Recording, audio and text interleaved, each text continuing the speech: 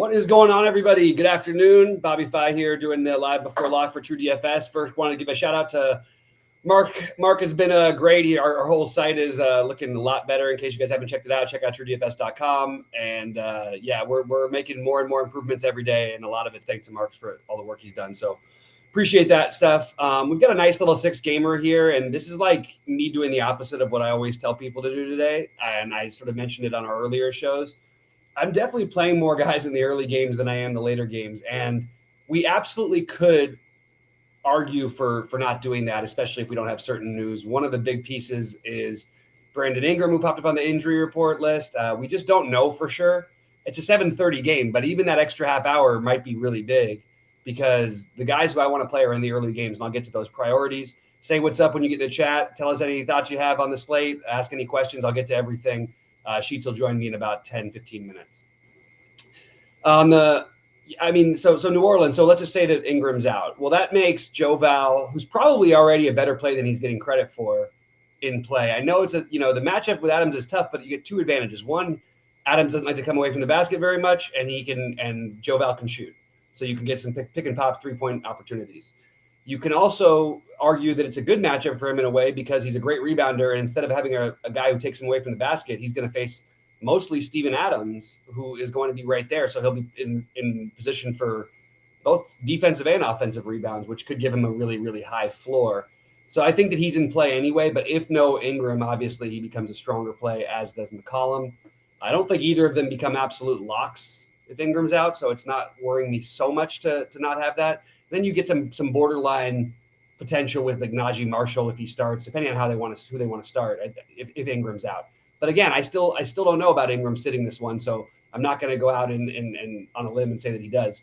The other one is Isaiah Roby, which they could throw a bunch of different kinks at us, but it sort of would open up like the very unfortunate Aaron Wiggins play, who I probably would want to fade anyway. But if they did something weird and started Sarr this time, or it's just hard to know exactly what to do. I think really the only player I'm all that interested still in that situation is Shea and Poku. And Roby being out, I guess you give it a little bit of an upgrade to Shea, but I don't think it's like anything drastic. And then the Clippers and Warriors with nobody on the injury report, more starting lineup related, I guess, or if you just wanted to speculate and have somebody in the late game. I'm just having trouble getting the guys in that game on DraftKings. I am getting to a little bit of Klay Thompson on FanDuel.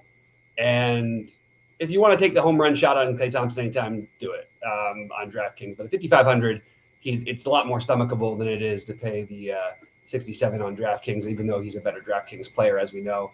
He's been really, really bad lately for the most part since the All-Star break, outside of that, what was it? No, really it was all but 2 games, I guess, that he really shot the ball poorly. So the guys we are focusing on tonight, the Phoenix situation is too much for me to avoid. I think Cameron Payne is a really difficult fade. If you want to try to argue for it, go ahead. I am probably going to have Payne in my big buy-in lineups on DraftKings. The next one, and on FanDuel, I think he's still a very strong play, although I don't think you have to play him. And I'm just going to take a look at the ownership difference. Still, I have him way too high on FanDuel to where he's a good long shot tournament play, but he's still just a good play. Shamit at 3,700, I'm open to, but I don't think there's any sort of a lock. His ownership sort of come down a little bit throughout the day, but he is a guy that I think that you want to get exposure to. I probably will end up with around a third of my lineups on DK, which is right with the field. I don't mind if you want to go less. I just am stacking this game a lot of ways, so I'm going to be heavily exposed to everybody. Deandre Ayton, I think is getting too low projected ownership, too low projection on his point total, and I think it makes him a really good tournament play. But again, it depends on which site you're looking at, because multiple sites, as Sheets pointed out earlier, are sort of projecting him differently. I really like Ayton in this spot. I'm going to take some large field shots on Aaron Holiday. I like Bridges, and it's basically in that order for me of how I'll be utilizing those guys. And I'm going to take some shots with Orlando. Now, RJ Hampton popped up because of the injury, and I didn't know they would start Hampton. I actually thought they might start like Fultz and give Hampton his usual role, but really Fultz's role going forward, that 6th man. So it's kind of hard to figure. And there's the eternal 6th man who's now like the 8th man is Terrence Ross.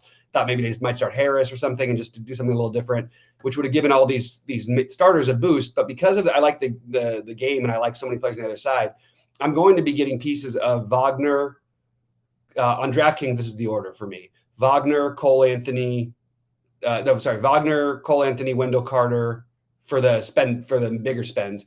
And Hampton is a really good GPP play. I think I have Hampton right a little bit ahead of Shamit. It's pretty close though between those two, and I think Shamit will be more popular. So I don't mind take that shot on RJ Hampton. I'll even use a little bit of Bamba on FanDuel where we're speculating on some other guys who are beneath him in price, and I think I'll take a shot with him there. So those are my main builds are going to include at least 2 Phoenix players for the most part. Usually often 3 and 1 on Orlando. You could even make it a 3-2 or a 4-2 in my opinion. Like the game environment, and with all these guys out for Phoenix, if it stays close, you should get a lot of usage out of the guys who are remaining. Even if they divide it up, it's going to be hard for at least a couple of them not to get there. Cleveland, I love this matchup. Getting Indy. Indy quietly is just terrible defensively. I don't really know why it doesn't get talked about more. Unfortunately, Cleveland is going to have fairly good ownership tonight. Really hard to rank the forwards/centers for me. The Love, Markin, and Mobley group. I think Love is my favorite on DraftKings.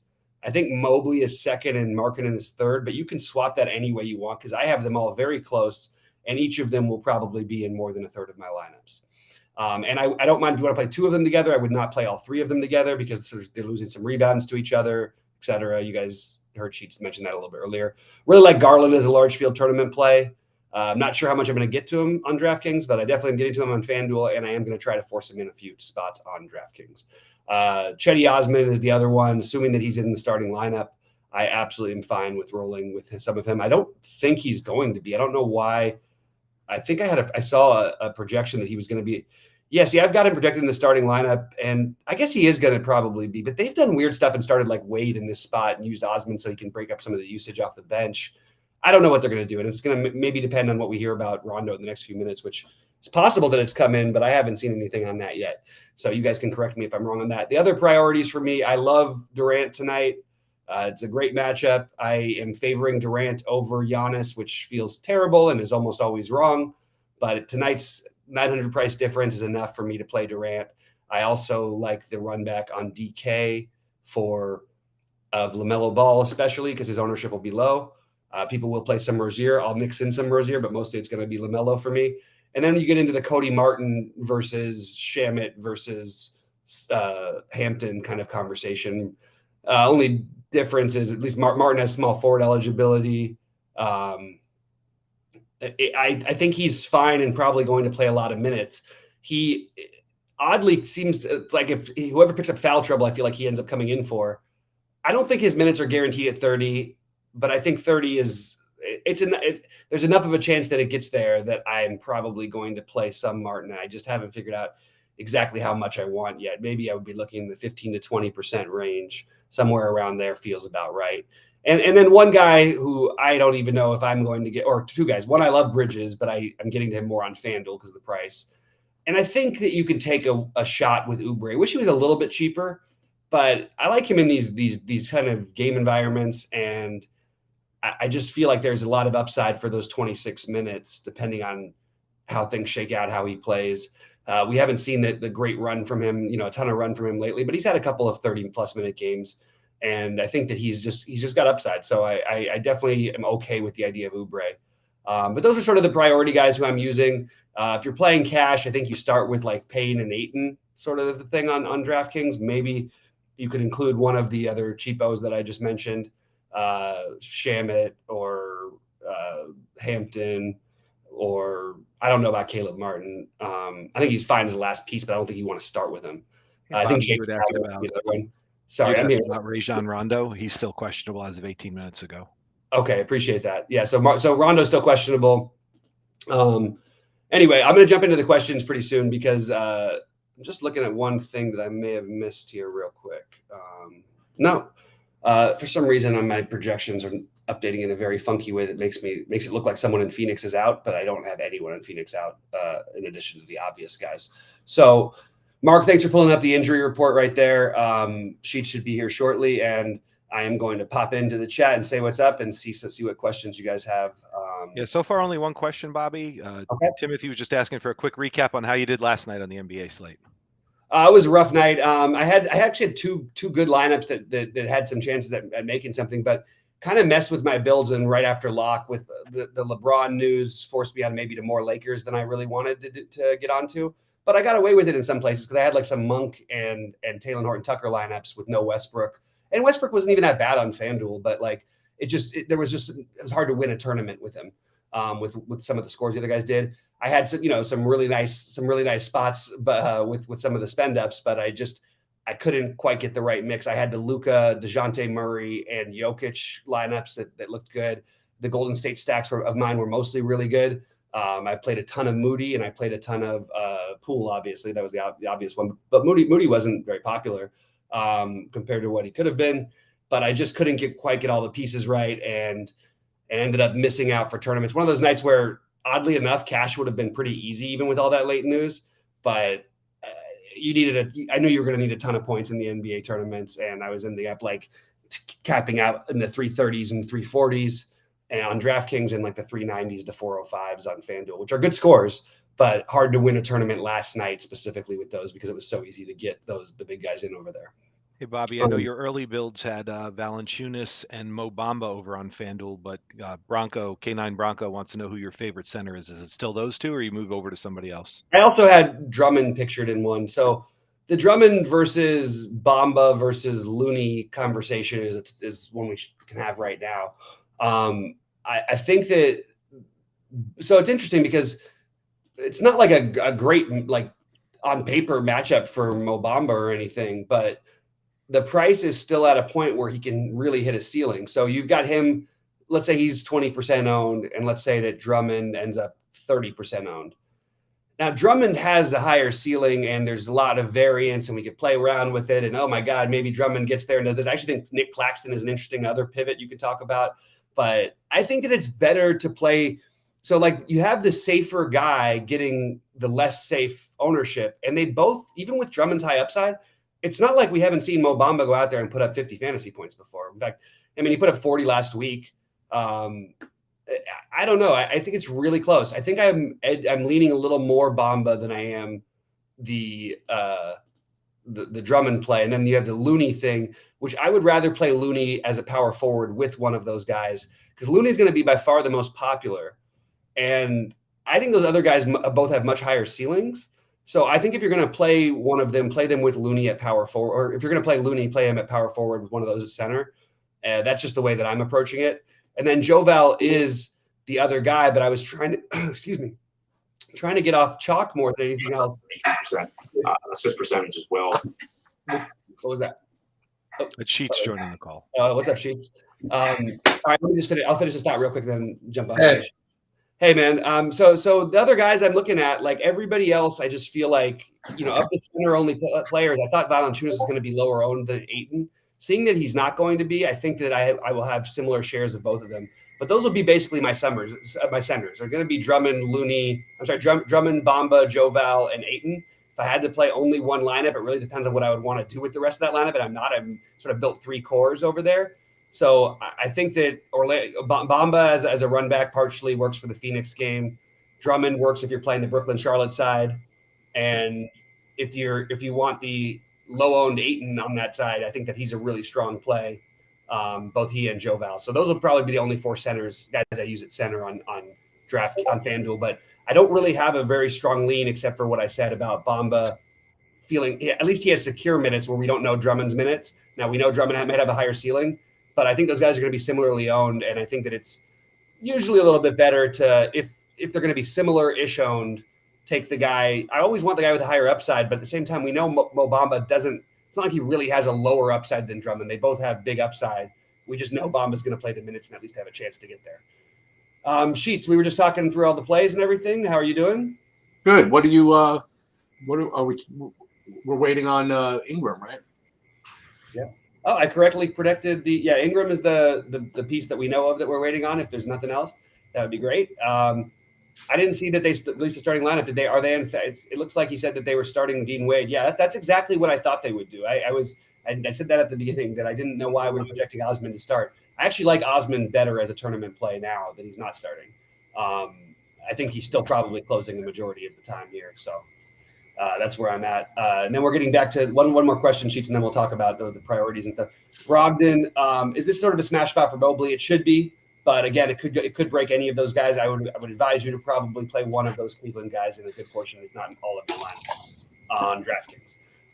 Do I like Brogdon? I like Brogdon a lot less with Duarte, Stevenson, and everybody else in.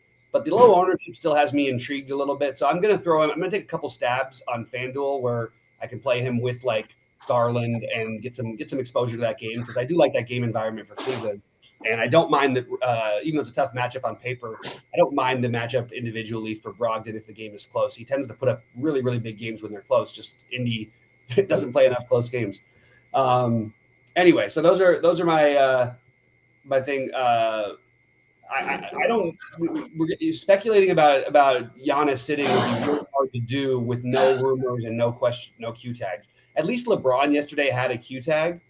I can't operate just assuming that everybody's going to sit because you've got an easy matchup. It's not like they had a day off between their last game. There's been no back-to-backs for them for a while. Maybe they would. I don't know what they're going to do, to be honest with you. It seems like a spot where you could rest him, but I haven't heard anything about them resting him today. So if he dropped down to a Q tag, then I would absolutely assume that he's out. But I haven't seen anything enough to make me think this isn't going to play. All right, Sheets. So the main things I said I was doing is 2 to 3 of the Phoenix guys. I do like some of these Orlando run backs, although I like them a little less now that Hampton is starting, because he's a usage guy, and I thought maybe Gary Harris would start. But Hampton I like. So he's the value, that the other value piece that opened up, and I think that he and Shamet are really close. Maybe you play him at lower ownership than Shamet. But I think getting exposure to that game, like a 2-2, a 3-1, a 3-2, a 3-1, even a 4-1 or a 4-2, I think all of them, leaning on the Phoenix side, is a pretty interesting way to go, because it's a really good matchup. The game should stay fairly close, and it's not like you can call Phoenix this dynamite defensive team anymore. Realistically, they've got 2 good defenders on the court most of the time, and 2 awful defenders most of the time. So it's not the same thing. The other guys, I am going to prioritize Durant and LaMelo on both sites. If the other guys beat me tonight, they beat me. I'm playing a little bit of Shea on FanDuel, but I'm not getting to much Giannis, to be honest with you, partially because of all that stuff. I'm going to play the Cleveland front court on FanDuel, and I'm going to play Darius Garland on DraftKings, and I'll play Darius Garland on FanDuel. But those are sort of my core pieces, are the Cleveland Phoenix side of things. Not way off the chalk, but I like a lot of the pivots. You can play like Aaron Gordon at low ownership. Hope Payne gets 2 quick fouls or they play better with Gordon, or somehow a blowout happens. Aaron Gordon's got paths to succeeding here tonight too. But other than that, yeah, I mean, that's pretty much my main core, and I'm not really playing the later games very much, which has me a little bit worried, because Roby and Ingram are two big pieces of information that we may not have at home. How are you ranking the Phoenix guys specifically? Where does Mikal Bridges fit in with you? On which site? On DraftKings. Okay, on FanDuel he'd be number 1 probably. On DraftKings he's probably number 4. Okay. Ingram announced questionable 1 minute ago. You answered one of my other questions. Ingram's still questionable on screen. Oh yeah, okay. Thanks, Mark. What was that, Chiefs? What happened? Oh no, he's just updating on the injury report. Oh, you answered what was going to be one of my questions, is what you've made of RJ Hampton. Is he a guy that's going to get usage and actually make the most of these minutes, or is he just going to be in there for like 20 minutes anyway and just not do anything? No, the only way he plays 20 minutes is if he does something epically terrible while he's playing. So he's going to basically get the Jalen Suggs role.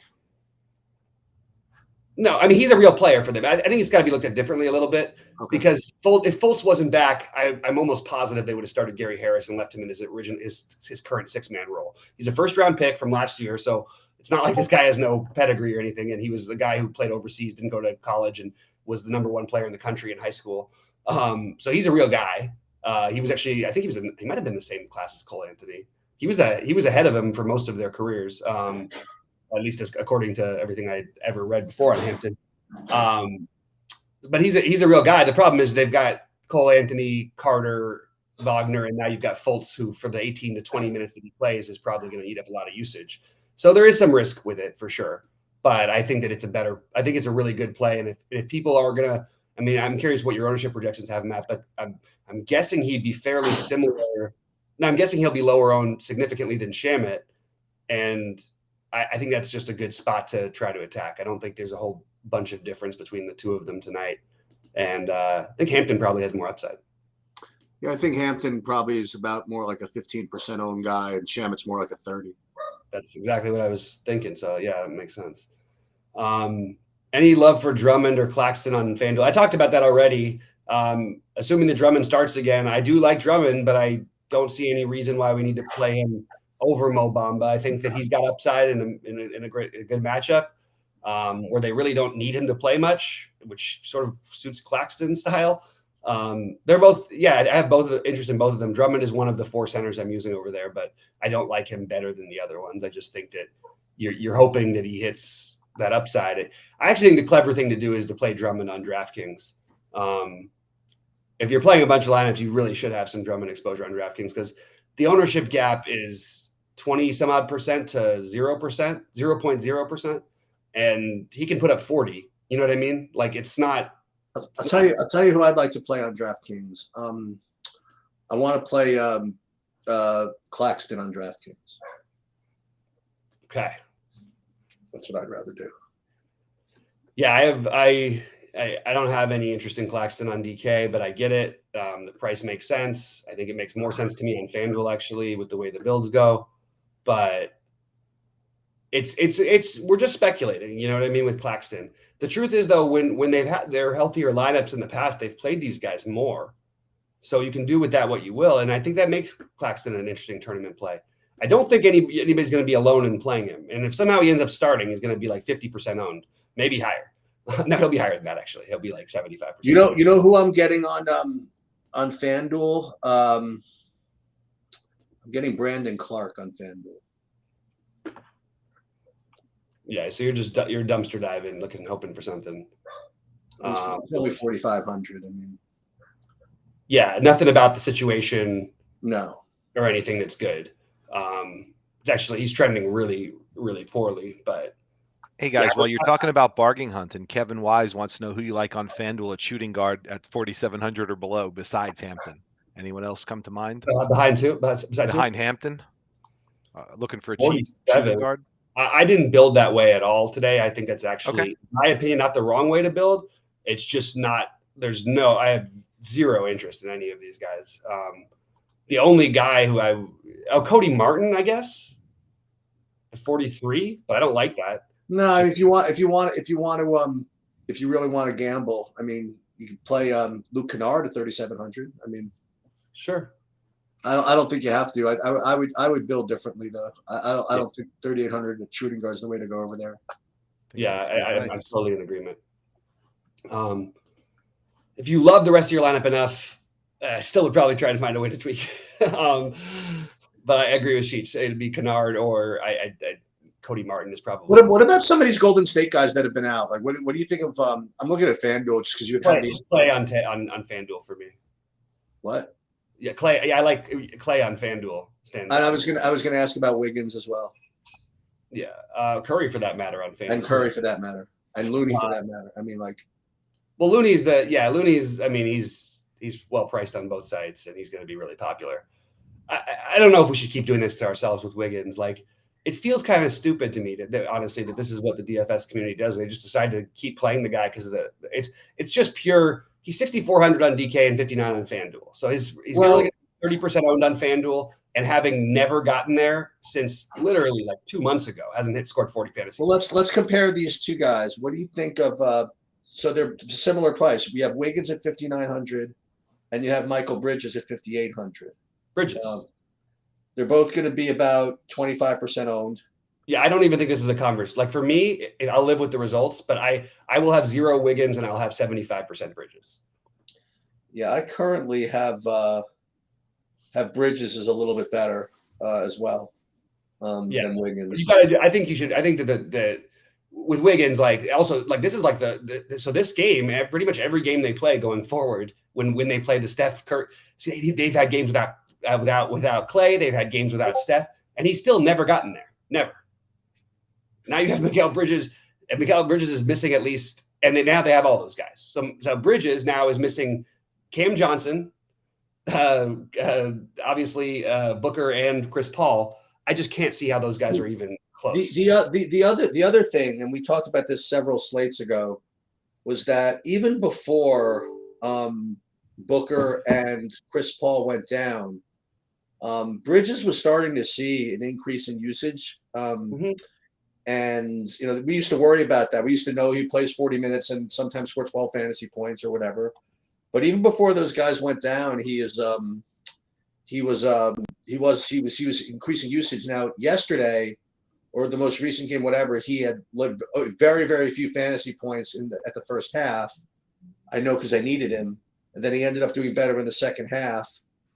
He's projecting from a points per dollar perspective a little worse, which is going to keep his ownership, I think, lower than those other guys. Yeah. So that's why I wanted to get your opinion on that, because I think I want to play him on both sides, actually. Yeah, I like him. The usage is a little concerning, to be honest with you. Like, he doesn't, as I said before when he first was out, I was like, he's going to get the least bump of all these guys. He had the one game against the Knicks where I was really mad I didn't play him. But if you look at the usage in that game, it was 15%. It was 16% of the last game in a close game against Milwaukee. 42 minutes, he still only scored 25 fantasy points. They run Cameron Payne to death out there. Yeah. But we have no Cameron Johnson also. Like, I think we have to take just these shots and just hope that it goes in your direction. Campaign, even if he gets 30% usage, I like Campaign, by the way, and both sides. Obviously, that's a given on DraftKings. Yeah. I like him on FanDuel too. I mean, somebody's going to have to do more. Like, you can't have one guy at 20% usage, and the guy who's been doing it though is Crowder. So because if Crowder is going to be 10% lower owned, which is what I'm looking at, maybe that's not quite right, but if he's 20% versus 30% of Andrew Wiggins, I would much rather play Crowder personally. You mean on FanDuel? On FanDuel than Wiggins. Right. And it's worth noting that Crowder's usage has been higher than Bridges. Ayton had a great game against Minnesota and had the high usage we were hoping for. And I'm sort of shocked that people aren't on him more. Are you showing Ayton around 20% ownership? 25. Too low. On FanDuel? How about DraftKings. Because FanDuel, I was really curious because it does feel like he's going to be low owned. And yeah, I have him about 15% on FanDuel. Mm-hmm. Well, because you have Drummond at 4,500. Right, but you also have Bombay at 4,500. Right. I have Drummond at 25%, then Bamba and Ayton both about 15, and then Valanciunas. Yeah. Okay, that makes sense to me. All right, I'm going to be here for a few more minutes before we get out of here. There's not a whole lot more to go through until we get a little bit of news, guys. I worry about playing I was about to say I worry about playing too much of the early game because that New Orleans news. But what else what else are you going to do? That's where all the plays are. Right. Well, it would be Valanciunas and McCollum, I guess, but everybody else is just a borderline play still with that situation. Unless you saw, I'm just going to take a quick look at what they could do in some old rotations. You know what it would do, though? It would probably make Devontae Graham at least an interesting tournament play. Well, he hadn't done anything in a while, right? Well, yeah, that's because they have McCollum, Brandon Ingram, and Joe Val. How's he supposed to? And Herb Jones, who plays 50 minutes a night, and Jackson Hayes, who they want to play every minute till he fouls out, which is usually 25. Where does he get a chance? Now he'll have a chance. It's cheap. And the matchup is good. Also, there's a way that they could get blown out of this game if Ingram's out. This game is jumping in spread. I'm starting to think Ingram might be out. I got it at 6.5 now. It was down to 5 earlier. It would be nice if they at least gave us a little break with the New Orleans news. I mean, even 6:45 would be nice. Anything would be nice with that one. But I don't know how much it's going to matter that much. I really don't, other than Valanciunas and McCollum. I mean, they're going to try to run the most similar rotations they have. They're winning every game. They've been one of the best teams in the NBA since this trade, and they're fighting for their playoff spot. So I don't know that I want to play like a Najee Marshall if he starts or Tony Allen. I don't think I want to do any of that. So I guess you could say it gives Herb Jones a little bit of a boost because just accidentally taking a couple more shots. But not really. Like, I mean, McCollum and Valanciunas are going to be who they run things through.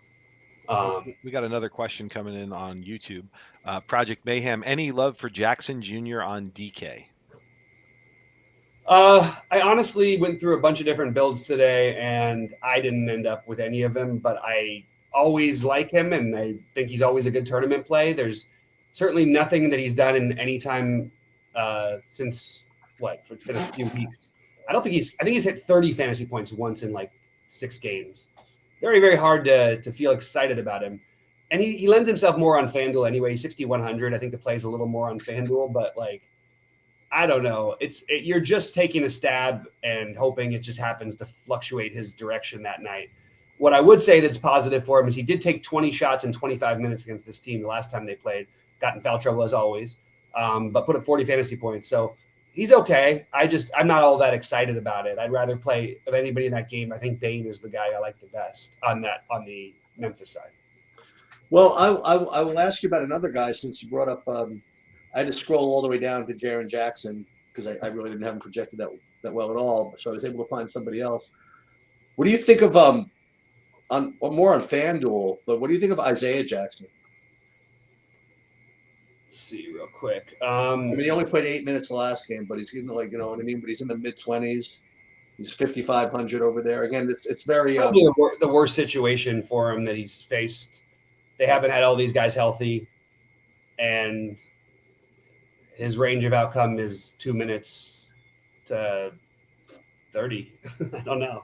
I guess for large field stuff, yeah, I would include him in large field stuff. There's no way I don't think I'd play him in a single entry tournament, but I don't have their starting lineup yet. So right now I do have him projected to start. I think specifically, he's a much better, like, you think he'd be a better play on DraftKings. I mean, he's cheaper over there. I don't know. It's not a guy who I'm especially high on. All the if Duarte, Batatse, and what's his name, the other one who was questionable, were all announced out, I'd have more interest. But like, what are we really hoping for? Like, yeah, you have a team that plays big usually, but they don't have part of their 2 big men like Jackson, Brissett, Jalen Smith, Batatse. That's a lot of it's a lot of guys for not that many minutes. So one of them seems to get there a lot of the time.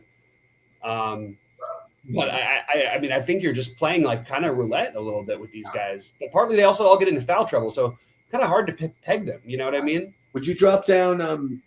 Talking about Phoenix guys, would you include Aaron Holiday in your possibles or no?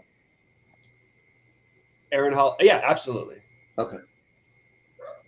Yeah, there's my order of sons on DK are the ones I'm going to play the most are Payne, Ayton, followed by Shamet, Crowder, Bridges, Holiday. Now, Holiday was in one of your early builds for sure. Yeah, I wanted to force Campaign out of one lineup for an early build because I did want to flirt with trying to make one without him. Still don't feel great about it. But I definitely put Holiday. If I was going to do it, the path of doing it is Holiday or Shamet. It's really hard for him not to be there. Chase has a very excellent question, which maybe, Mark, you can handle in the right way while promoting the great work you've done on the site. He's asking where are the sheets located? Absolutely. So we've got them in a few different places. I've got them up on screen, first of all, so you can see them right there. But I'll navigate away from that just so that you guys can find them. Oh, yeah, so from the homepage, there's actually Sheets has a dedicated section now called Get the Sheets right on our homepage, where you can definitely get the sheets in any sport you want. So this is your player projections for all 10 sports that we cover. Every sport is available right here. So if you wanted to get to basketball, this is certainly one way to get there. There you go. And this will get you, you can then pivot between DraftKings, FanDuel, and Yahoo. The date here will tell you the last time Sheets put up a file, so 5/46, it's a relatively fresh file. You can also get there from the top navigation. You can get to any individual sports projections just by navigating down to the sport and then down to the projections page, and that'll take you to the same place. Thank you for the show question, Chase. That was excellent. Thank you. And I'm going to probably get out of here pretty soon. I got a few more minutes. It's not very, I mean, I pretty much know what I'm doing with this slate, but I don't really have a whole lot more to talk about it. Yeah, I don't, because I just have this it's kind of like the calm before the storm. I just know I just know that it's 7:02. Ingram's going to be rolled out, and Giannis is going to be rolled out. Hey, I've got a question for you, gentlemen, since you don't have one. So Sheets, from the Sheets value score perspective, is there a range of numbers that really different? Like when I see over 200, should I treat that very differently than 100 to 150? Or typically in the so it obviously depends on the sport. So in the NBA, like for someone to be over 200, it's very, very rare.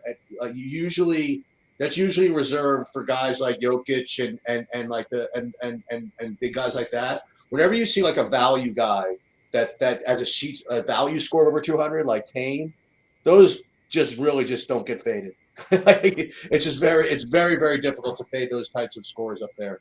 They're just, it's just one of those things where you could try to be a pain in the ass, but it's really, really not good. I mean, so what I'm going to do then, if 200 is really a break point for you, I'm going to put some extra coloring on those. I'm going to have anything over 200 color bright green so that people know that that's a real important thing. Also, point per dollar. Do we want to create any break points there, like over 7? Well, what do you think, Bobby? I mean, what do you think's like an important point per dollar thing for NBA? You think 7x? No, well, really, it's so hard to say that because it depends on the slate. I would say anything over, and also the prices of the players. So, I mean, we could band it. We could actually set up multiple colors. There you go. That's perfect. 5x or more for anybody over 12.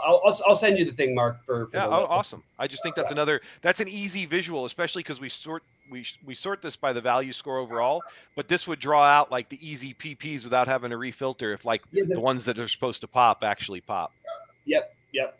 That makes sense. But Bobby, what you were about to say, I think, is encompassing the value score. So, like you're saying, like a point per dollar score of 5x is more relevant for someone that's 11K than one that's 3K. And that's what the value score kind of encompasses. You know what I mean? Okay.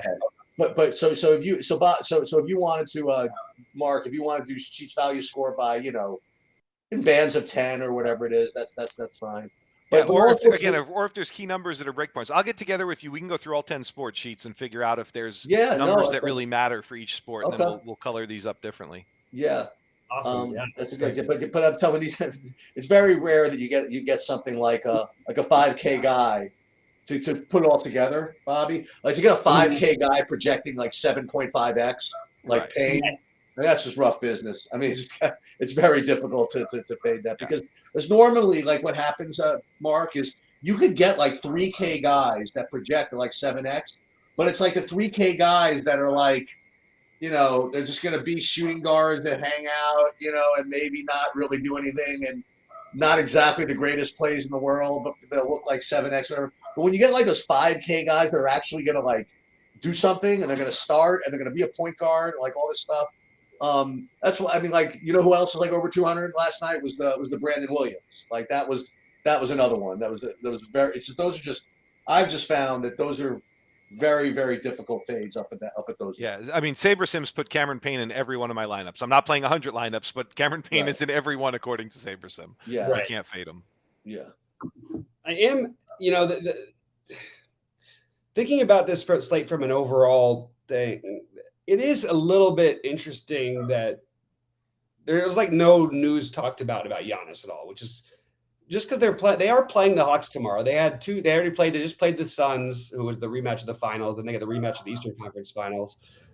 It does seem a little funny that tonight they would play everybody, but I haven't seen anything or anybody as even a questionable on the injury list. Yeah, I know.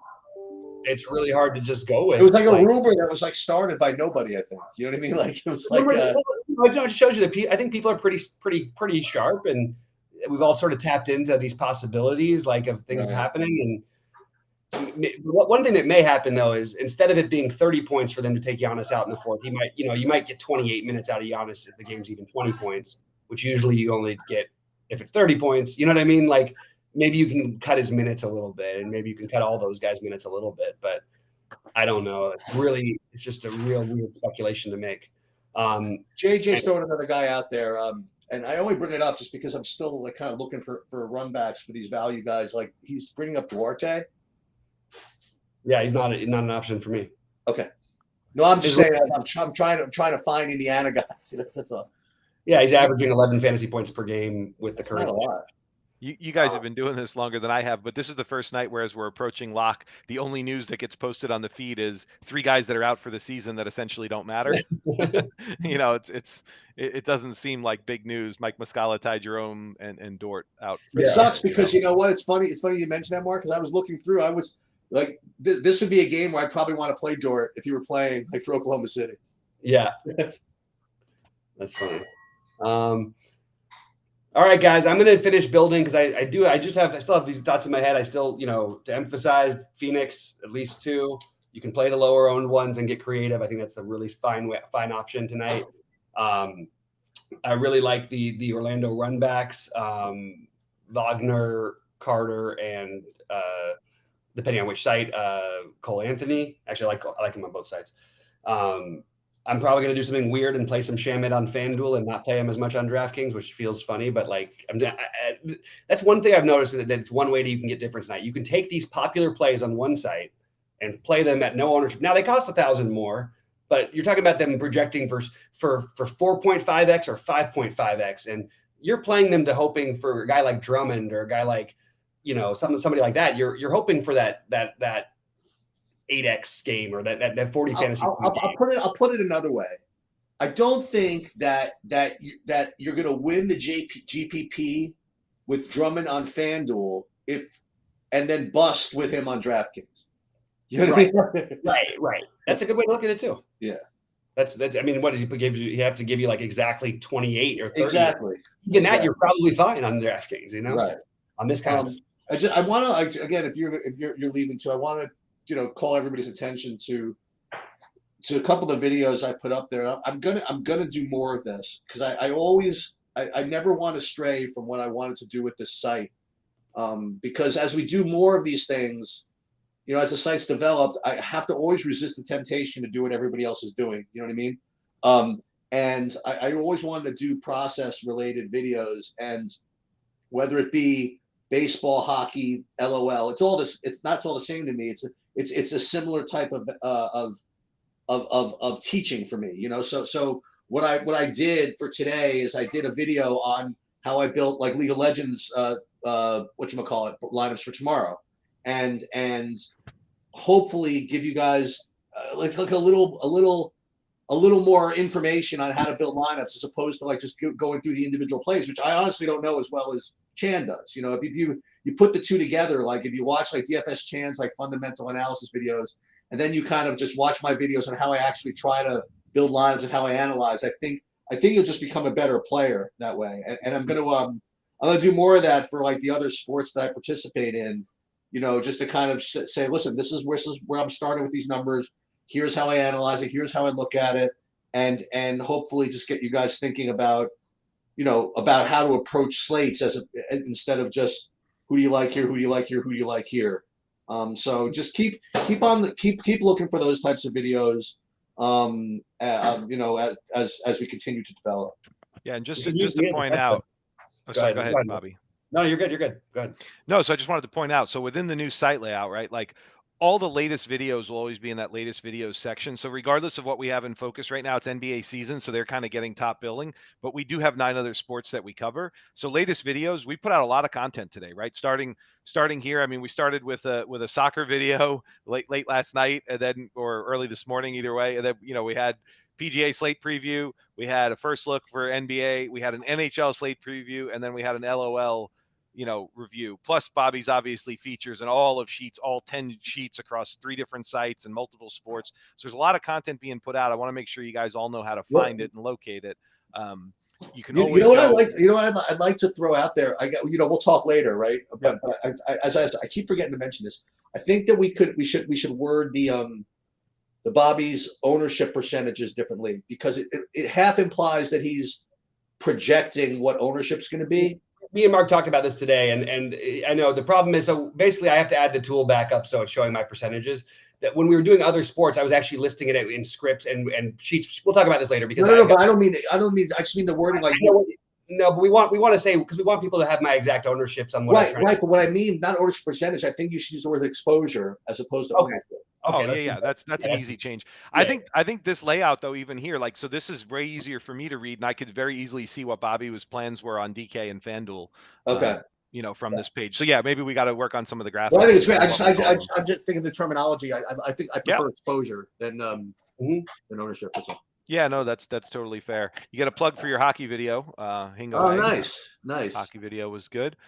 So again, just getting back to the site and kind of like working around, right? So we've got some features on the homepage. Some stuff will move around periodically. We might move other stuff in focus. We're moving into the Players Championship, so we have a golf video up, but you might see that show up in focus. That's kind of the idea of the in focus section, is stuff can move in and out of there. But again, the sports that are majorly in season and that we're producing a lot of content on, you should be able to find them on the homepage. But if there's something you're looking for, you should be able to go directly to it. Like MMA is obviously an every Friday kind of situation, but these are all the previous MMA slate previews that Sheets has done, and you can find them. And these pages will get cleaned up. Part of the initial design was to focus on the stuff up front that matters the most. These category pages and some of the other stuff will get cleaned up more as we go. And for those that were looking for any of the tools that we do have, the optimizer, the some of the other site reviews and stuff, they're all back. They're not been reformatted yet. We'll get to those. Something I do want to give a plug for. I don't know that we plugged this on stream really very much at all, but Evan's YouTube search engine is ridiculous. This is crazy. So if you want to search for a given player, you just type in their name, you hit LFG, right, which we all know what that means. And then this goes out and searches across a bunch of popular things, and it'll find you every YouTube video that Luka was mentioned within the actual running transcript. And so you can just click on this, it'll load up some video, and it loads you directly to the spot where this guy's just about to make a comment about Luka. So I'm not going to play it now over our stuff, but this is an amazing way to get some industry analysis. So right now everyone's talking about Giannis, right? This is like a great way to use this tool. We're all speculating on Giannis. Let's see what other prognosticators and touts think about Giannis in all the videos they ran all day long. Did anybody else make the comment of, are we playing Giannis, or is Giannis sitting, or what's going on with Giannis? Here's a way to find some of that info. Yeah, that's awesome. I encourage people to use that because it's really freaking cool and it's really easy to use. I'm going to get out of here and finish building my lineups. Mark, thank you so much. Great job, man. Sheets, good job, and good luck tonight. Good luck, everybody. Let's make some money tonight, and I'll see you guys at 8 Eastern on our call. Yeah, so I think I'm going to split too. So I will see you guys at see you at 8. You know what? Let me just do one other thing. Let me check for. I guess there's no more news, so there's nothing for me to update. And I want to. You know what I do have to do that's different? I was originally going to X out Hampton, but because Bobby has given me the go ahead to play him. And the latest news on the filter is just Roe B questionable. That's the only new news. Yeah, and unfortunately, that's relevant. And also, unfortunately, it doesn't look like I'm going to get that before 7. So what I'll probably end up doing is just rebuild my lineups with Hampton in, and then I'll be done. All right, guys. I will again just keep watching for those other sport videos and stuff, and I will see you guys later. And I'll see you in a little bit, Mark. All right. Thanks, Eric.